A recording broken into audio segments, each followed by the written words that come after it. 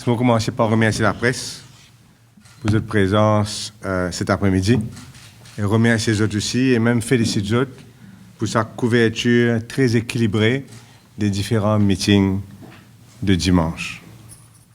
Il est clair que la panique finit installée contre nos adversaires, que nous avons réalisé que vraiment, dans la bouche, la vérité vient sortir dans la bouche de Paul Béranger, que les autres meetings tiennent fiasco. Et tout cela renforce nos convictions et convictions de la population mauricienne que l'Alliance Les Peuples peut gagner une grande victoire dans sa élection qui peut venir là et que nous tenons sans aucun doute la foule la plus compacte, la foule la plus motivée, effectivement la foule la plus grande dimanche là. D'ailleurs, panique du côté de PTR-MMM, il amène un changement de nom qui m'a qualifié de ridicule, l'Alliance pour l'unité et la modernité, imprononçable, un nom imprononçable. Et d'ailleurs, pour moi, PTR n'a plus veut dire Parti travailliste, mais Parti de transfuge. Ça, TR-là fait une transfuge, parce qu'il est clair que la moitié de ban candidats, au moins, pour ban transfuge, et qui ban vrai travailliste pur sang, bien rare dans notre rang. On besoin de dire aussi qu'il y a une tentative délibérée de la part du PTR-MMM de cacher le vrai enjeu de sa élection, qui est une élection référendum, qui est une élection qui du monde besoin de décider si par oui ou non il est la Seconde République.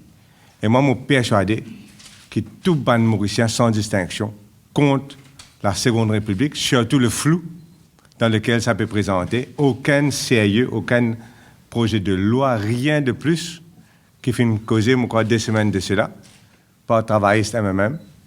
Et d'ailleurs, signe des temps, Namin Ramgoulam, dans ce discours, pas faire aucune mention de ce projet principal, de vrai enjeu de cette élection-là. Peut-être justement qu'il est réalisé qu'il n'y a pas beaucoup 60-0, ni pas beaucoup 75%, et là, nous peut dire ni pas beaucoup même une majorité. Donc, c'est une affaire délibérée de cacher vrai enjeu de cette élection-là, c'est-à-dire la Seconde République. On finit aussi qu'il y a l'occasion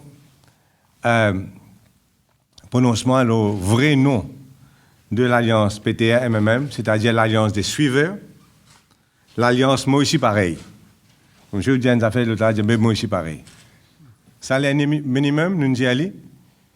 Zone fin copier, le disons aussi, c'est d'accord pour salaire minimum. Nous nous cause permis à point, revoir le fonctionnement permis à point sur l'injustice. C'est aussi pareil, nous nous disons oui, nous aussi, nous pouvons être permis à point.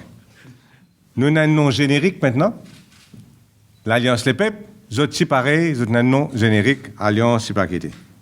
Et bien sûr, nous avons une cause pension de vieillesse, augmentation. Nous aussi pareil, Béranger finit de dire oui, ça pourrait être pension de vieillesse. Au niveau justement pension vieillesse, pour laisser ce soir Vishnu Esmeralda, nos futurs ministres des Finances, pour expliquer dans tout ce détail et ce fonctionnement au moment opportun. Mais il y a plusieurs choses très importantes que je suis content de dire au sujet de tout ban promesse, la parole donnée de Sanerou Jagnat pour moi-même et tous ban camarades, à Evan, Ravin Vishnu, et tous mes autres camarades, l'ONU l'Estrade.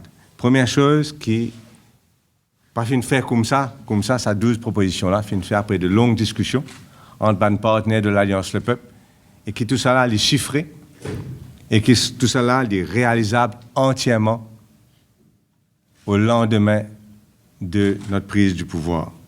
Et nous le faisons sans démagogie, parce qu'avant tout, nous sommes responsables. Il est clair aussi que l'Alliance suiveur fait une prise de cours. Et je finis envoyé au front certaines personnes, telles que Jean-Mé Devaux, qui, me dit ce matin, m'entendait causer, mal informé et de mauvaise foi. Monsieur Devaux est mal informé et de mauvaise foi. Première affaire côté de mauvaise foi, c'est qu'ils qui n'ont pas de cause minimum vital. Nous pas cause salaire minimum. Il y a une grosse différence entre minimum vital et salaire minimum. Salaire minimum, c'est le salaire que la personne peut capable de toucher, que ce soit dans le secteur privé ou bien le secteur public, par heure, par jour, par semaine, par mois. Ça, c'est salaire minimum. Minimum vital comprend un topping up Il est totalement différent, minimum vital. Il comprend une top immeuble de l'État, du contribuable, pour un salarié qui est au bas de l'échelle. Ça ne peut pas cause ça. Nous peut cause salaire minimum. Donc, quand nous prenons sa correction-là en bas de chiffre, qui Jean Médévo fin dire, qui est mal informé ce matin, il tire la moitié sur un calcul fini faussé parce que nous peut cause salaire minimum et non minimum vital. Pareil, logement. Quand nous peut cause logement, nous avons besoin de prendre la case, ça donne cadeau du monde. Ce n'est pas une dépense de l'État, c'est une action de l'État pour construire des logements à bas prix. Bien sûr, la personne qui prend l'île pour contribuer à une bonne partie de ça. Donc, pas capable de mettre tout dans les dépenses de l'État et d'ailleurs, un HDC et non pas de milliards dans ce coffre. Troisième chose, je ne sais pas pourquoi tout ce qu'il dit, ce n'est pas vous la peine, mais PRB, c'est tout le monde, tout gouvernement qui vient de payer PRB. PRB, ce n'est pas une promesse, ça, l'alliance-là, c'est une action et c'est un cas qui, tous les temps, vient récurrent. Donc, ça, c'est clair. D'ailleurs, quand nous cause augmentation pension vieillesse, nous devons mettre en contexte. Quand, dernière fois, nous payons PRB en 2013, tout le monde camarade ici pour rappel. Moi, je paye avec plaisir, monsieur le ministre des Finances. Combien PRB tu coûté en 2013? 6 milliards de roupies. Et les récurrences annuelles, ça, 6 milliards de roupies. Pension vieillesse, n'importe quelle manière au calcul, sur l'augmentation, puis bien moins que ça, 6 milliards-là. Et quand tu payes PRB 6 milliards de roupies par an, il y a un des gens qui sont bronchés. Il y a un des gens qui disent qu'il y a besoin d'augmenter la taxe. Il y a un des gens qui disent que l'État peut faire faillite. Donc, nous avons 2 poids, 2 mesures. Quand nous peut cause d'un des gens qui est vulnérable, qui est faible, qui est vieux, qui est dans le besoin, là où tout le monde commence à mettre des veaux, ramasser ta naine, Paul Béranger, pour venir dire non pas capable de payer en casse. Mais quand tu donnes PRB, nous sommes contents pour nous donner, mais personne ne critique. Donc, il y a l'alliance suiveur de 2 poids, 2 mesures. Attaque ban faible, parce que ban faible, mais père ban du monde qu'il faut. Et ça, donc, nous besoin dénoncer ça. Ici, nous une alliance de compassion, et nous là pour protéger au contraire, ban du monde qui est dans le besoin. Donc, nous connaissons, nous sommes capables de payer. Quand nous faisons 6 milliards PRB, une sous-taxe pour nous montrer, au contraire, taxe baissée, nous prenons tous TVA, et si nous réussissons à faire pour 6 milliards de roupies, nous pourrons réussir à faire pour moins que ça. Moi, je suis content de dire ça. Et aussi, moi, je suis content de dire qu'il y a 2 types de stimulus package qui existaient dans le monde. Un premier type de stimulus package, c'est quand on est de l'industrie. Vous prenez milliards, ou donne un gros palto, ou vous investissez. Gagnez la monnaie à bas prix. Faire un paiement qui est nécessaire. Ça, c'est un type de stimulus package qui, si un tu fais. L'autre type de stimulus package, un peu comme à l'Allemagne, tu fais, vous connaissez l'Allemagne, fait une fait très très bien, c'est mettre l'argent au contraire dans la main des contribuables et dans la main de la population. Des types de stimulus package. Tous les deux ont le même résultat. On peut stimuler la consommation, on peut stimuler l'investissement. Là, si nous cause pension de vieillesse, c'est notre stimulus package à nous. On peut mettre l'argent dans la main des pensionnaires, et dans l'effet multiplicateur que tout le journaliste connaît, vous gagnez ça l'argent-là, parce que les pensionnaires pas pour garder ça dans le poste, c'est pour dépenser dans le magasin, dans la pharmacie, c'est pour dépenser dans le restaurant, et ça pour faire l'économie, bien sûr, et travailler beaucoup plus. Même affaire pour le logement, quand nous payons cause 2000 la case de construction, c'est un genre de stimulus package, mais c'est un stimulus package social.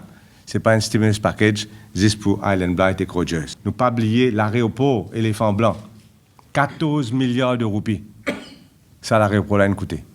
Ça, l'aéroport-là fait de sorte que chaque personne qui passe un billet d'avion, que ce soit un Mauricien ou bien un touriste, ils mettent 3 000 roupies sur ce billet d'avion.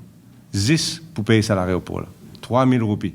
Équivalent presque de la pension de vieillesse aujourd'hui. 3 000 roupies par billet d'avion, coûtait ça à l'aéroport-là. Car à cause aussi Bagatelle Dame, qui sortit 3 milliards de roupies, 26 milliards de roupies. Nous sommes capables à cause aussi Ring Road. Nous sommes capables à cause aussi à peu près 20 milliards de roupies qui mettent dans l'autoroute, etc. par an. Mais, je suis content de présenter rapidement le métro léger. Un affaire important.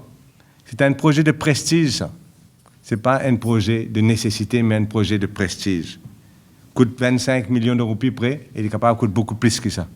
D'après nos calculs, métro léger pour demander une ponction de 3 roupies sur chaque litre d'essence. 3 roupies pour bien payer plus sur chaque litre d'essence pour capable payer, rembourse coût métro léger et en même temps subventionne ce coût d'opération. Parce que si nous mettons ce coût d'opération totalement sur un usager, personne ne va pouvoir servir métro léger. Tout le monde préfère prendre bis. Donc voilà un petit peu au niveau donc de la dépense du gouvernement. Mais tout cela illustré par une seule chose. Quel rapport le dit vous autres? Quel rapport le dit? On ne va pas trouver aucun article dans la presse. Quel rapport le dit? Le rapport le dit supposé publier, rendre public en juillet de chaque année. Nous arrivons en octobre. Nous avons plusieurs mois de retard. Nous tout connaissons que le rapport l'audit est fini déposé par le directeur l'audit. Le directeur l'audit est un poste constitutionnel. Il finit dépose ce rapport dans le ministère des Finances. Le ministère des Finances il refuse de soumettre ça à l'Assemblée. Et malgré que l'Assemblée est fermée, et non cette procédure pour permettre de déposer dans la librairie. Pas fin de faire. Donc, ce qui nous besoin conclure, c'est qu'il y a une action délibérée du gouvernement mauricien, de l'Alliance Parti travailliste PTR MMM, pour cacher le rapport l'audit à cause de gaspillage là-dedans. C'est un gouvernement qui est supposé pour gouverner la transparence et la bonne gouvernance, cacher le rapport l'audit. C'est un gouvernement qui est supposé pour élargir la démocratie, faire un parlement et refuse d'une date d'élection, empêche camarade Pravin mettre sur PNQ, empêche tous les camarades MSM, PMSD mettre d'autres questions, sans aucune raison, puisque pas une date d'élection. Si pas une date d'élection, qui fait faire un parlement? Mais ça bien content, explique-moi, qui fait faire un parlement si pas une date d'élection, alors qu'il nous connaît, qu'il a seule raison logique à tout ça, c'est empêcher l'opposition de faire ce travail, un hypocrite qui peut dire qu'ils ont envie, soi-disant, élargir la démocratie, amener transparence, cacher le rapport l'audit, faire un parlement à la transparence, à la bonne gouvernance, à la élargir la démocratie, à la Béranger et Ramgoulam. Finalement, je suis content de dire qu'ils me condamnent par un licenciement illégal qu'il vient de faire récemment. Camarade Ziad Goumani, un garçon qui vient de travailler 4 ans chez National Empowerment Foundation, le simple fait qu'il vienne écouter une réunion. Mais comment il peut décider quelque chose si pas écouter réunion de chaque côté? Ça veut dire fonctionnaire, bien écouter juste réunion MMM et travail, c'est pas un droit de venir écouter réunion l'Alliance du peuple. Le simple fait qu'il vienne écouter réunion, mettre les dehors. Brutalement, jour au lendemain. Montrer les photojournal avant de mettre les dehors. Ça, et surtout, National Empowerment Foundation est doublement honteux parce que National Empowerment Foundation est supposé occuper les pauvres. Ça, c'est son rôle. Il est supposé être les faibles. Ça, c'est son rôle. Et lui-même peut faire un licenciement illégal et abusif. Et pas tout seul là-bas, et dans d'autres cas encore. Pour bien, après l'élection, prendre action contre les gens qui peut violer ainsi nos démocraties et nos libertés fondamentales.